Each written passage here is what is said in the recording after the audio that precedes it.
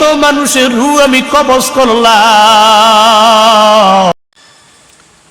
আসসালামু আলাইকুম ওয়া রাহমাতুল্লাহ।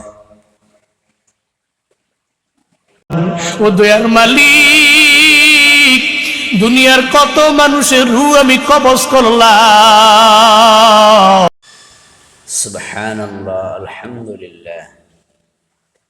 দেখেন, আজরাইল আলাইহিস সালাতু ওয়াস সালাম পৃথিবীর সমস্ত মানুষের জান কবজ করবেন এবং কিয়ামতের দিন মহান আল্লাহ তাআলা বলবেন যে, হে আজরাইল, তুমি তোমার নিজের জান তুমি নিজেই কবজ করো।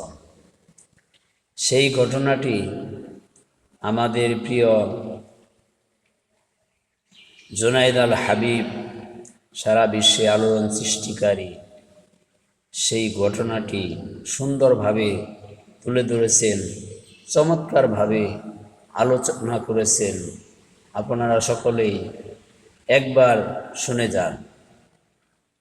ফালাইয়া আমার মাওলার দরবারে বলেন, ও দয়ার মালিক, দুনিয়ার কত মানুষের রূহ আমি কবজ করলাম, কিন্তু শেষ মুহূর্তে আমার নিজের রূহ আমার নিজের কবজ করা লাগবে, এই ব্যাপারে আমার কোনো ধারণা ছিল না।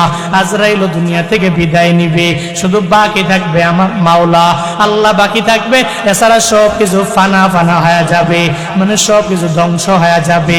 আল্লাহ কয়, আমি আল্লাহ হলাম এমন আল্লাহ তোমার, আমি আল্লাহ তোর নেতার মতো না, আমি আল্লাহ তোর ইমামের মতো না, আমি আল্লাহ তোর নেতার মতো না, তোর লিডারের মতো না।